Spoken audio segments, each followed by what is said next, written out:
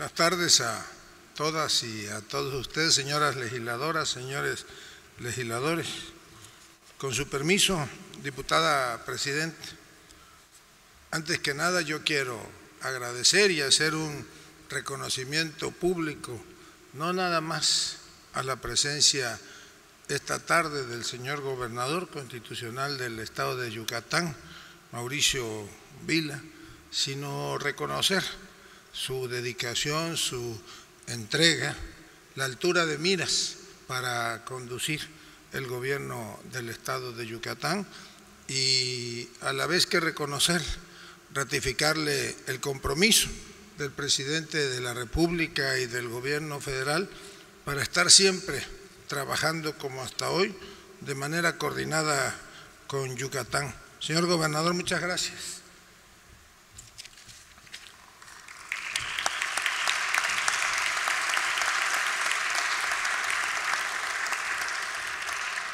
Y agradecer a todos y cada uno de ustedes, señoras legisladores, señores legisladores, que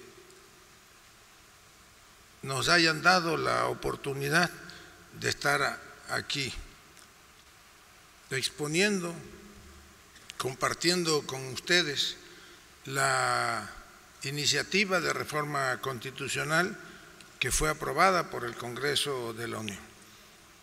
Y quiero iniciar haciendo una precisión.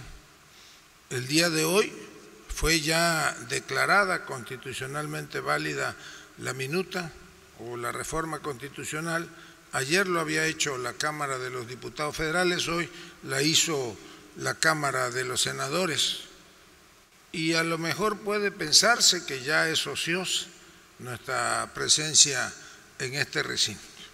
Y yo quiero decirles que estoy aquí siguiendo una instrucción del señor presidente de la República, el licenciado Andrés Manuel López Obrador, quien nos pidió estar en todos los congresos estatales.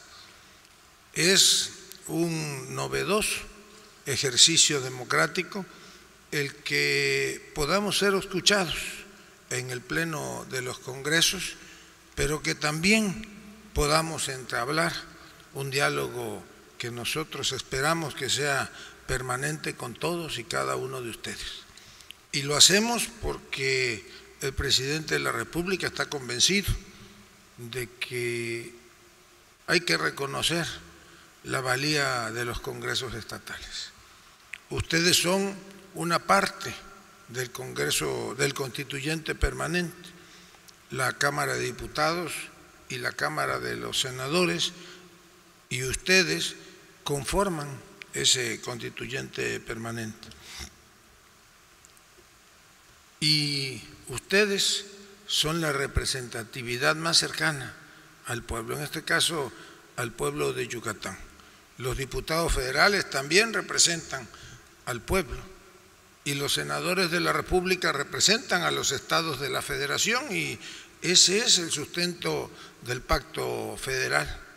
México pues es un estado federal y ustedes, como les dije, son una parte fundamental. Sin la mayoría de los congresos locales no habría reforma constitucional, pero sucede que hasta ahora se abre la posibilidad de un diálogo, se abre la posibilidad de construir desde las legislaturas locales un gran acuerdo nacional y que este no sea nada más un ejercicio que tengamos que hacer en lo sucesivo cada vez que haya que venir a exponerles una reforma constitucional. Claro que yo espero que podamos vernos antes de que termine el año y que me permitan venir a exponerles en qué consiste la iniciativa de reforma constitucional en materia electoral. Pero reconociendo la civilidad, las maneras políticas de ustedes, de quienes integran a este Congreso, yo creo que tenemos que mantener permanentemente esta comunicación, este diálogo. Ustedes, pueblo yucateco, son unos grandes constructores. Y llegar aquí ha pasado por varias historias. Son parte fundamental de la historia política, social y económica de México. Y algunas veces ni siquiera se tomaba en cuenta a Yucatán y mucho menos a los congresos. Hasta hace poco, cuando había iniciativas de reforma constitucional que aprobar, si bien les iba, tomaban el teléfono y les hablaban de Gobernación o de la Cámara de Diputados o Senadores para avisarles que ahí les mandaban una iniciativa de reforma constitucional, y por el otro lado ya gritaba alguien: no, ya Yucatán la aprobó, ya Tabasco la aprobó, ya Colima la aprobó. No había el menor respeto a la representatividad que ustedes tienen. A partir de ahora, que sea distinto, que tengamos el derecho o el arrojo de debatir, de discutir, de proponer. De lo que se trata es de continuar la construcción de un México distinto, que pasa porque cada día sea más fraterno. Son momentos de unidad nacional. Y hablar aquí de seguridad pública tiene que hacerse desde, como dijo el diputado presidente de la Junta de Coordinación Política, pues reconocer lo que ustedes han podido hacer en materia de seguridad pública. Yo, desde mi alma de tabasqueño, no miento cuando les digo que envidiamos la seguridad de Yucatán. Envidiamos que los gobiernos sucesivamente hayan tomado la decisión primero de iniciar una política de seguridad sustentada como debiera de ser en los policías civiles. Y cada gobierno en lo sucesivo ha venido con grandes esfuerzos, sí, económicos, técnicos, humanos, fortaleciendo esa tarea de seguridad. Son ustedes, como le digo, pues la envidia de muchos, pero son ejemplo a seguir. Aquí a lo mejor ni siquiera hay necesidad de hablar de Guardia Nacional o de la participación de las Fuerzas Armadas en tareas de seguridad pública, pero lo hacemos convencidos de que el pueblo yucateco es un pueblo solidario, es un pueblo que sabe estar a la altura de las circunstancias.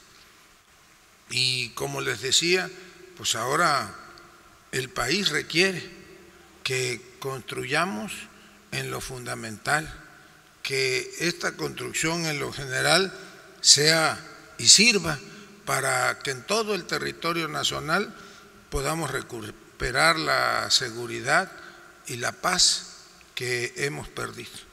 No todos los estados del país son, desafortunadamente, no todos son Yucatán.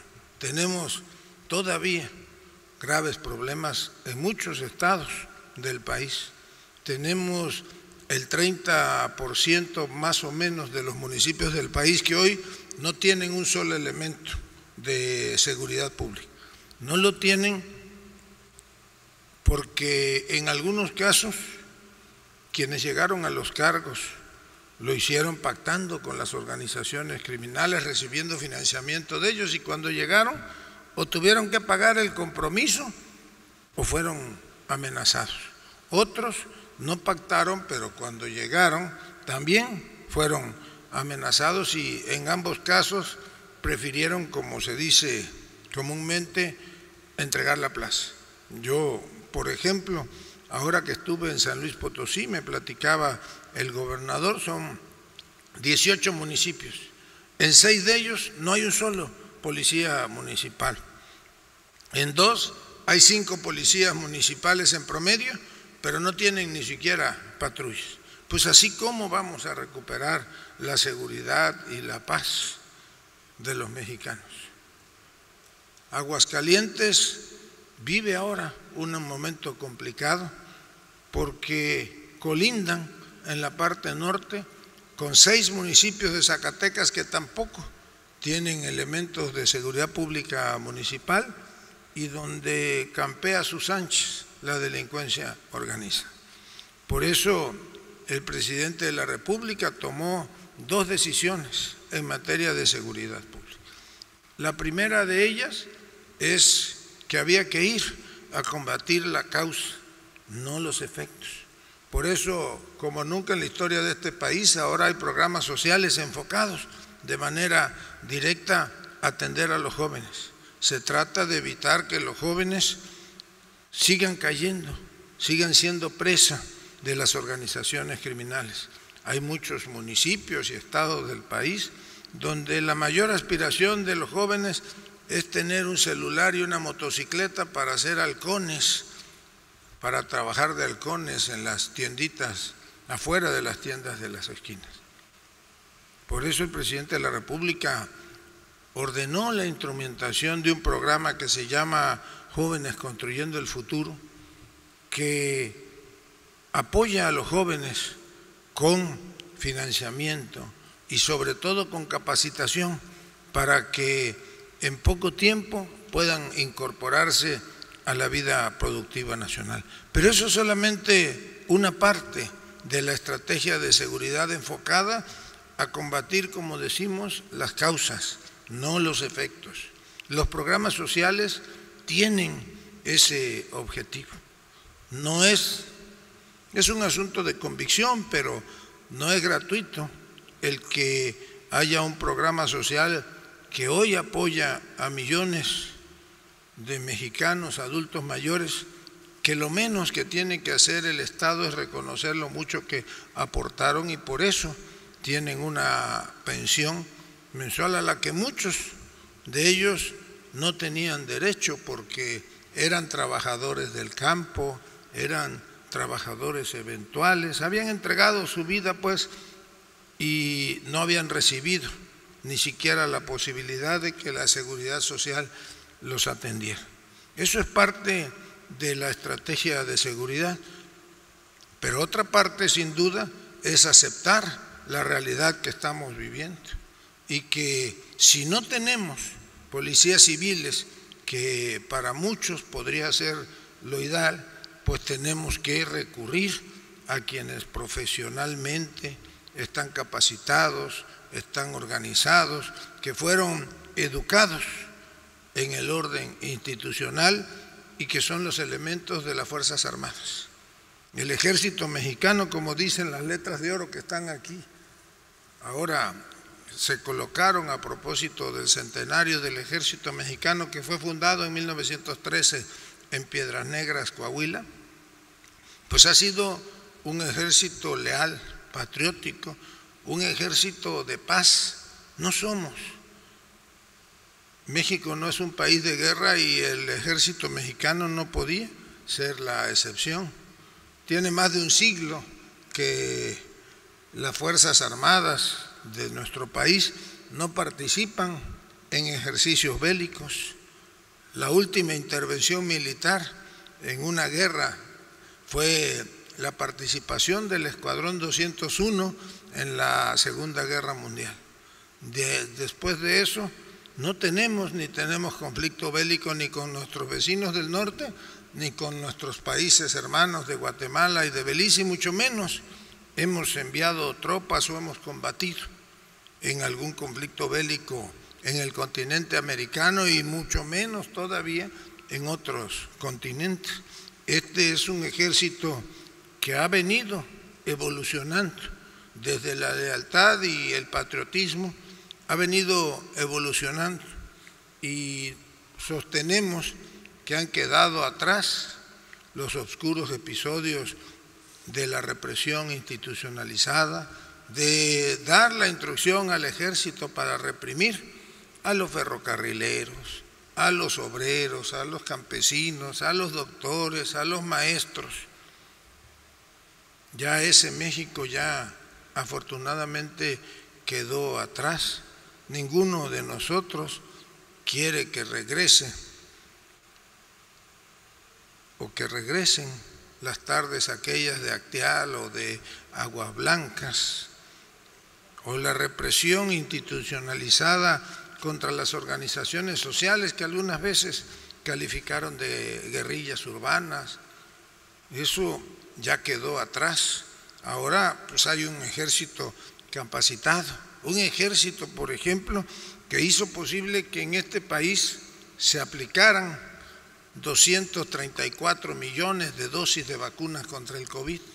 Fueron los elementos del ejército mexicano y de la Marina Armada de México quienes facilitaron el que los programas de vacunación contra el COVID hubieran llegado hasta el último rincón de este país.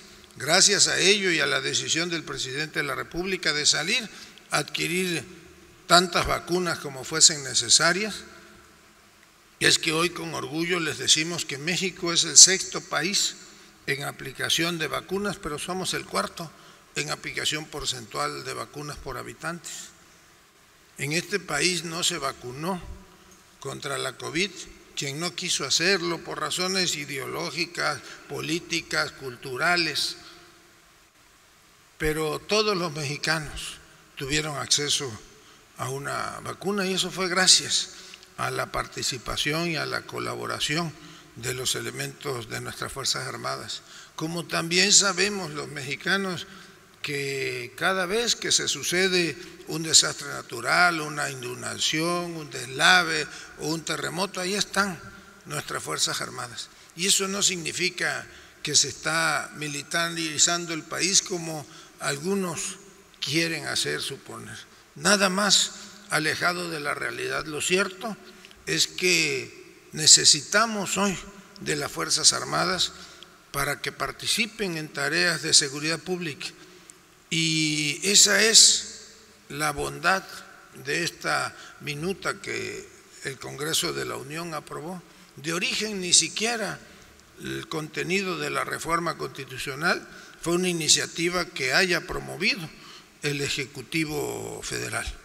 Fue una iniciativa que de origen la promovió una diputada federal del Partido Revolucionario Institucional, la diputada Yolanda de la Torre, y consistía únicamente en cambiar el plazo de vigencia para el actuar de las Fuerzas Armadas, que vencía en marzo del 2024 y que ahora fenecerá en marzo del 2028.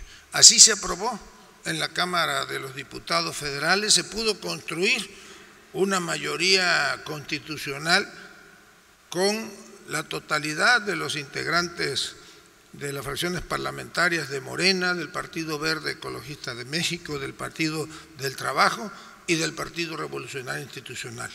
Esa iniciativa, esa minuta pasó a la Cámara de Senadores y ahí hubo que empezar de nuevo, porque los equilibrios en la Cámara de Senadores son distintos, porcentual y políticamente hablando. Y entonces los senadores, primordialmente los senadores del PRI y un senador del PRD, Miguel Ángel Mancera, propusieron que se pudieran hacer adendas a esa iniciativa. Y yo recuerdo que nos preguntaron cuando se iba a votar, que finalmente decidieron a comisiones, que por qué era la prisa de votar una iniciativa si el plazo se vencía en el 2024.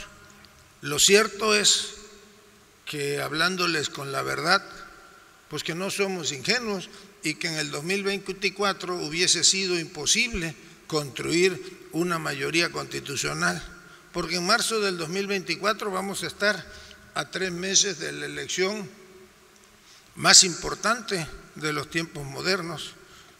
Vamos a elegir en junio del 2024 a la totalidad de los integrantes de la Cámara de Diputados, de la Cámara de Senadores, a el 72% de las legislaturas locales y más o menos al 75% de los ayuntamientos.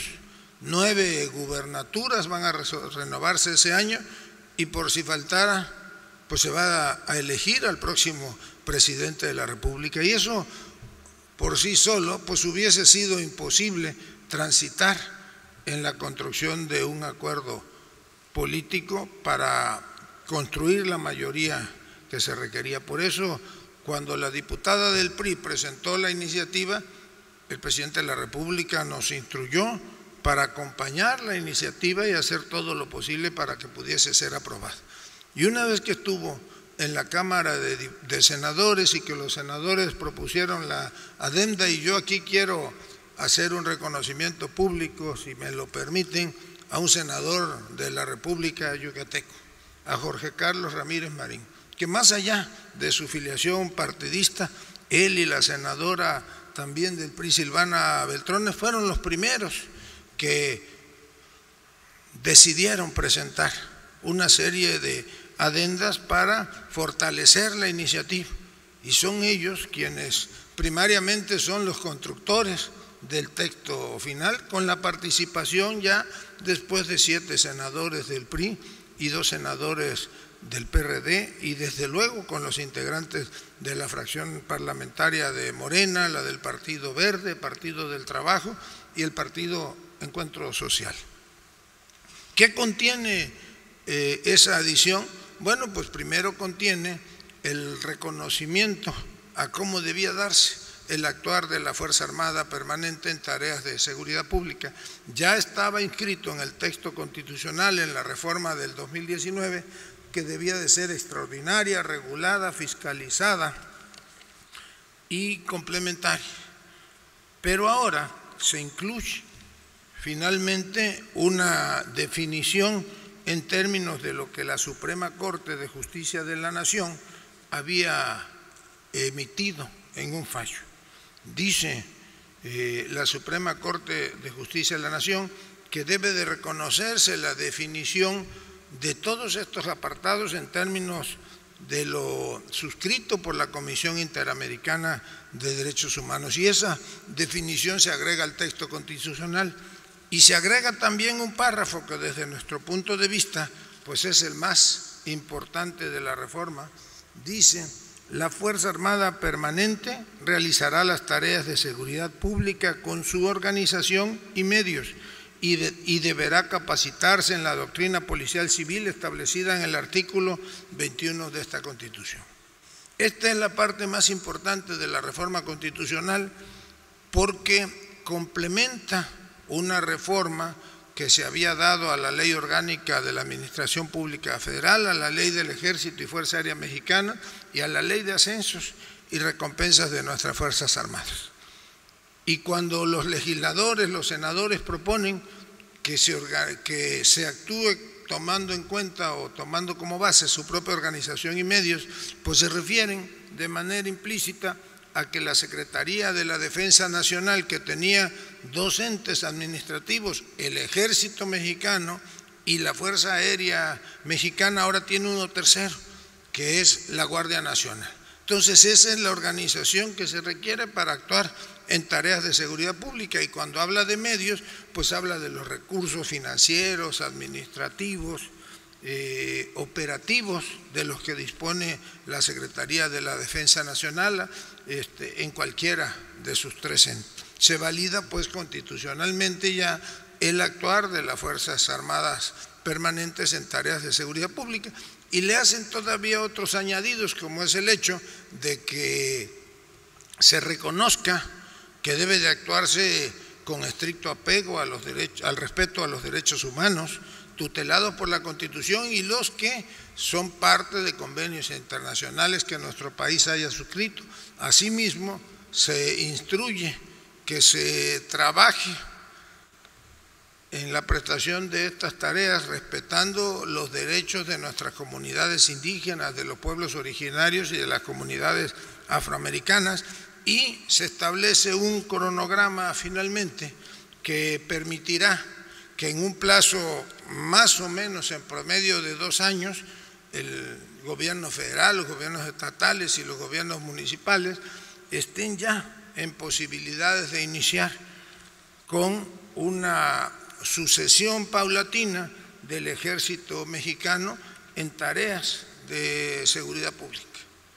Quiere decir que antes de que venza el plazo en el 2028, pues estaremos ya en posibilidades en la totalidad del territorio nacional de tener policías municipales de carácter civil, y entonces sí terminarán los elementos del Ejército Mexicano y de las Fuerzas Armadas Permanentes regresando a sus tareas ordinarias, a la cotidianidad del desempeño de sus tareas.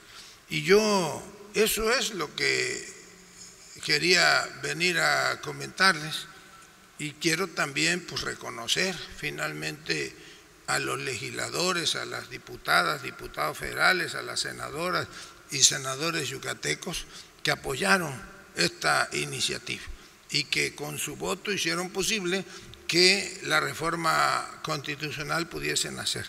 Me refiero a las diputadas Rocío Barrera Puc, Consuelo del Carmen Navarrete, Mario Javier Peraza Ramírez, Yanín Patricia Quijano Tapia, Pablo Gamboa Miner y Jacqueline Hinojosa. Y a los senadores, ya mencioné al senador Jorge Carlos Ramírez Marín, y menciono también aquí a la senadora Verónica Noemí Camino Farjat y al senador Raúl Paz Alonso. A ellos nuestro reconocimiento, nuestro agradecimiento. Y a todos ustedes les presentamos nuestro respeto. Toca ahora seguramente que ustedes voten y decidan sobre el destino de esta minuta.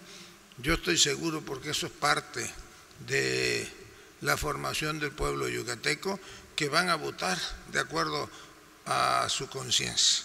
Eso es a lo que nosotros apelamos, a un llamado a la conciencia, y que atempongamos el interés general, el interés del país, y que entre todos podamos ser capaces de construir la reconciliación que tanto necesita México.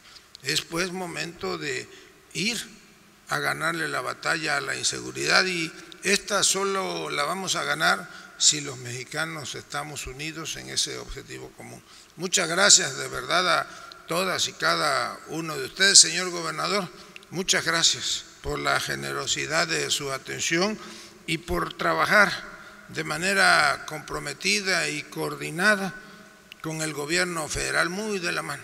Aquí no es uno de los estados donde estén destacados el mayor número de elementos de la Guardia Nacional, no porque no los necesiten, sino porque el trabajo, la tarea que ustedes llevan a cabo en seguridad pública es una tarea no nada más del gobernador, de los funcionarios o de los legisladores o de los presidentes municipales, y eso hay que reconocerlo.